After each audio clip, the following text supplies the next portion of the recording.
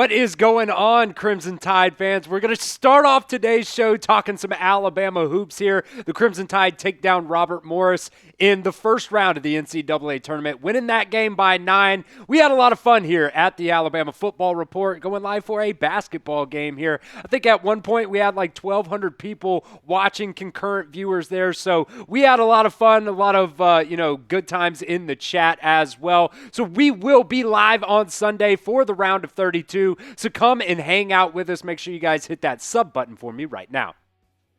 All right, this was a very up and down game at times for Alabama. They go up by 10 at one point in the first half. Robert Morris comes back, makes it like a 3-point game at one point, and then Alabama just could not hold on and really take over in this game. They did eventually, obviously, hold on to win in this game, but at one point in the second half, they even gave up the lead. Robert Morris went up by, I think, 1 or 2, at one point in this game. A lot of ups and downs for Alabama, but they do come out on top. A lot of positive things that I think you can take away from this game, but I think the main thing is survive and advance in this tournament. Even some of these small schools can be very good, and they can play some of these teams very, very hard. So Alabama ends up, they're going to play the winner of this St. Mary's versus Vanderbilt game. As of right now, as we're filming, Matt, I have actually got it on the TV right here. Vanderbilt's up 34-27 in the second half. So we'll see how that game finishes out. Vanderbilt's been playing very, very good basketball in that game. SEC versus SEC, that would be a great matchup in the round of 32, because I'll be completely honest, St. Mary's is one of these teams that, they come from a smaller conference, but they're a very good basketball program. You see right there, a 7 seed in this tournament, 28-5 overall. So Alabama getting the job done today, beating Robert Morris in this game. We'll see what happens. It's either going to be Vanderbilt or St. Mary's. Maybe by the time you guys see this video, you'll know exactly who Alabama is going to be playing on Sunday. So we're going to have to wait and see on that as of right now anyways. But Alabama, at the end of the day, they did a very good job just coming away with the win, because at the end of the day, surviving and advancing is all that matters in the NCAA tournament. So let me know here at the pinned comment of today's video, how far will Alabama go in the NCAA tournament? Obviously, they're going to the round of 32 on Sunday, but Nate Oates himself even said if Alabama does not make it to a Final Four, this season is a failure. And I really do appreciate that mindset from Nate Oates. In the past, Alabama has made some runs in the NCAA tournament. You go to a Final Four last year, but just overall, historically, Alabama has not been a basketball powerhouse. They're getting it done now with Nate Oates at the helm. So let me know at the pinned comment of today's video how long you think Alabama will go in the NCAA tournament.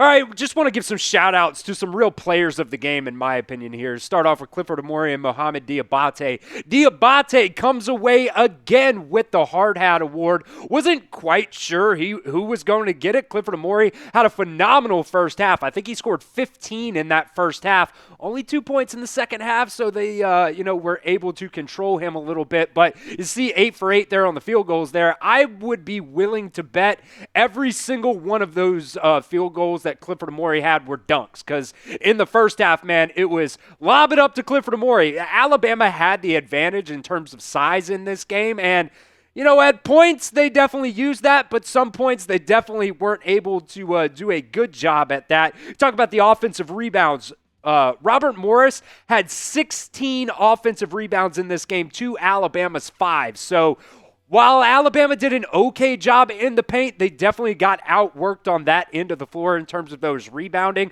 Robert Morris even out-rebounded Alabama 39-37 in this game. So Dioubate came up big. Both of those guys, both Clifford Omoruyi and Dioubate, on the plus side of the plus-minus there. Hopefully these two guys, along with guys like Jaron Stevenson and LeBaron Philon, did not have a good day today. Only 1 free throw, 1 point today. So he's going to have to be a lot better too. But these two guys right here, they're the big guys for Alabama. They got to play well in this tournament. I thought they played pretty decently today, especially Clifford Omoruyi.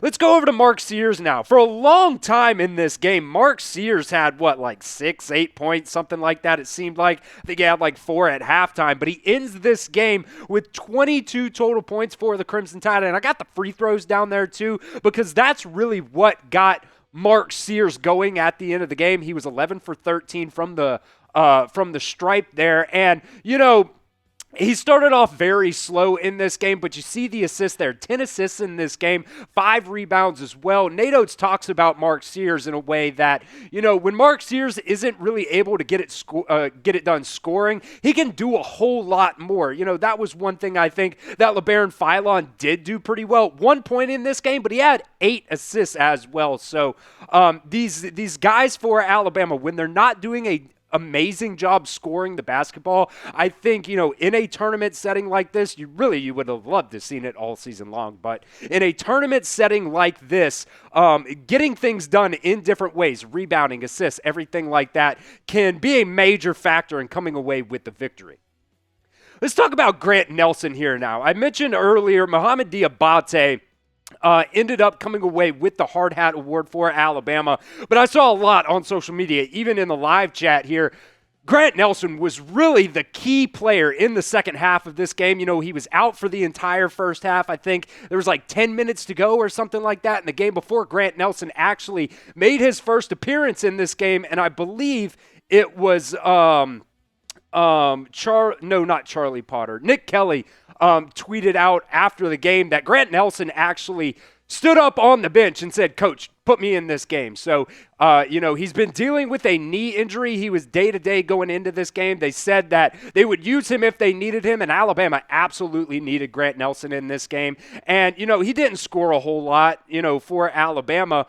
But really just what he was able to bring in terms of the energy, had a couple key blocks, got to the line a couple of times as well. He's 1 for 3 from the line, but 2 for 3 field goals, 5 points in this game in only 7 minutes. I thought Grant Nelson was the key in this game to really turn things around for Alabama in that second half. Because like I said, they would go on some of these runs, get out by 10, and they just were not able to finish and really pull away Robert Morris multiple times. Like I said, they came back in the second half and took the lead at one point. So Grant Nelson was absolutely huge in this game for Alabama. Only played 7 minutes, but I do think on Sunday you'll see Grant Nelson a whole lot more.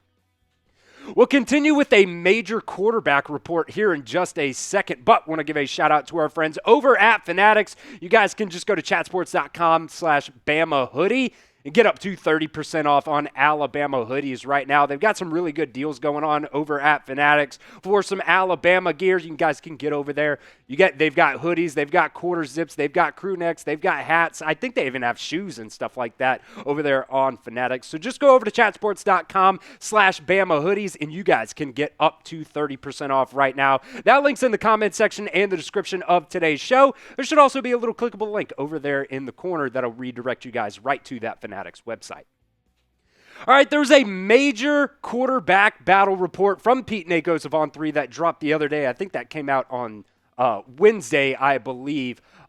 He said that basically he just detailed Alabama's quarterback battle and a lot of Austin Mack buzz coming out of that. And I know going back to my video the other day, you guys are going to eat me alive in the comments section. That is totally all right. I'm totally here for that because I was like, look, I'll put money on it right now. I think Ty Simpson is going to be the quarterback for Alabama by the time the season comes around. And I still do stand on that, but I do love to hear that guys like Austin Mack and Keelon Russell are also playing really well right now during Alabama's spring practice. This is what Pete Nakos said about the Alabama quarterback battle the other day. He says, sources told On3 that Austin Mack put together one of his best practices on Tuesday. The former Washington transfer was with Kalen DeBoer and Ryan Grubb for 1 year in Seattle and knows the system well. Despite Mack turning some heads, the quarterback job is still up for grabs and Ty Simpson is still much in the mix, a source says.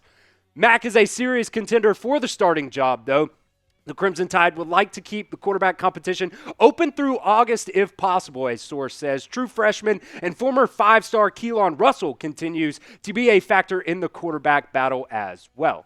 Now, when we're talking about Austin Mack just in general, like one of my things the other day was, a lot of people want to talk about Ty Simpson and they want to say, oh, he hasn't really done anything so far at the collegiate level. And my argument to that was, look, Austin Mack really hasn't either. And that's not me trying to say, oh, I'm riding Ty Simpson the entire way. Ty Simpson's absolutely got to be the guy. If Austin Mack is the guy, I am totally okay with that. I'm not sitting here, saying one way or the other, like a lot of people last year saying Ty Simpson should have been the guy over Jalen Milroe. It just is what it is. I think the best quarterback needs to be the guy there for Alabama. And if Austin Mack is the guy, I would totally be fine with that as well.